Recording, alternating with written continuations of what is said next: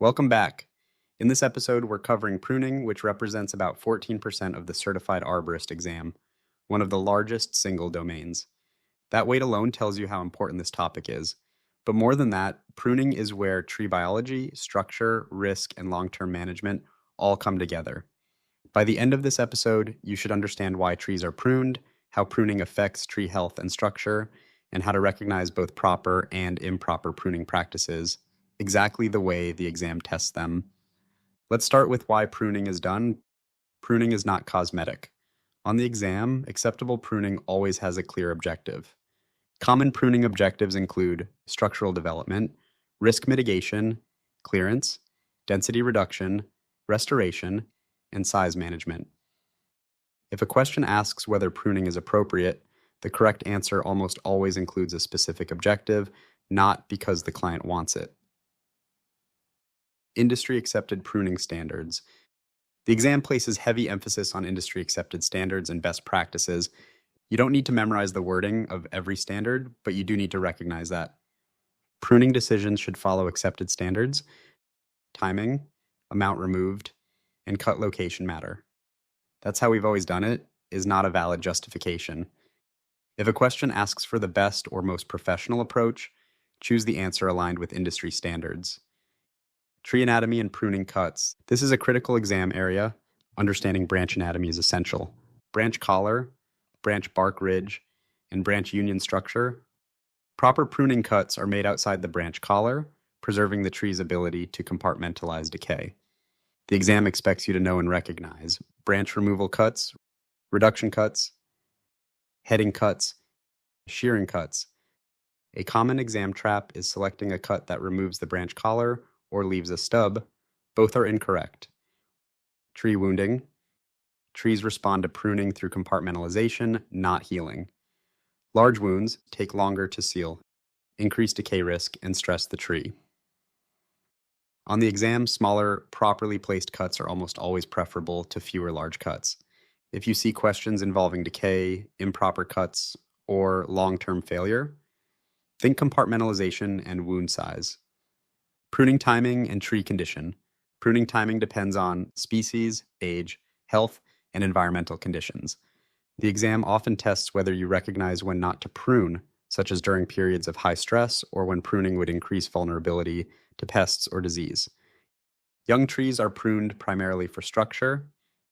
Mature trees are pruned primarily for risk and maintenance.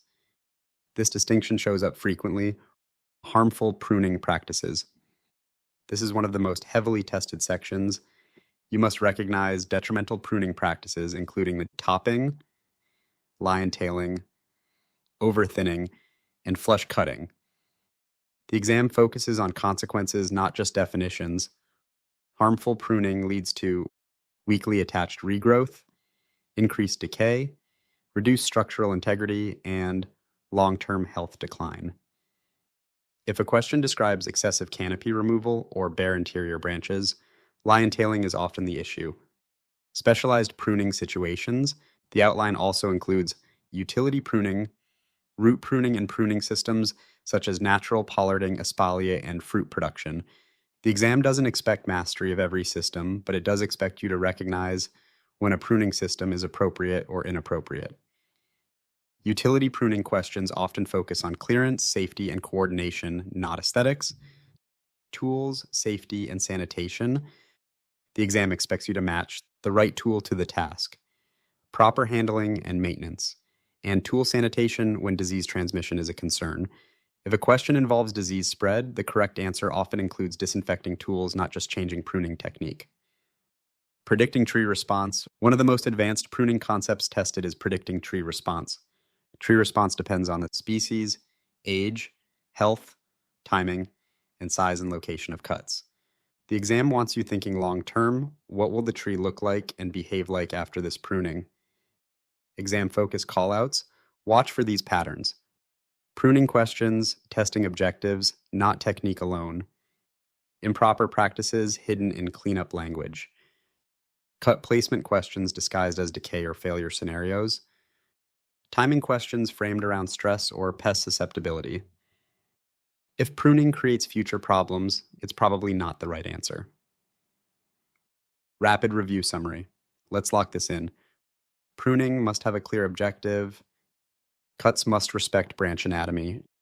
Trees compartmentalize. They don't heal. Smaller, proper cuts are better than large wounds. Topping, line tailing, and flush cuts are harmful. Young trees need structure. Mature trees need risk management. That's pruning, one of the most important and most tested domains on the exam. If you understand why and how pruning affects trees, you'll spot correct answers quickly and avoid common traps. Next up, we'll move into diagnosis and treatment, where pruning decisions meet pests, diseases, and stress factors. Thanks for listening to the Arborist podcast. Let's keep building your arborist knowledge one domain at a time.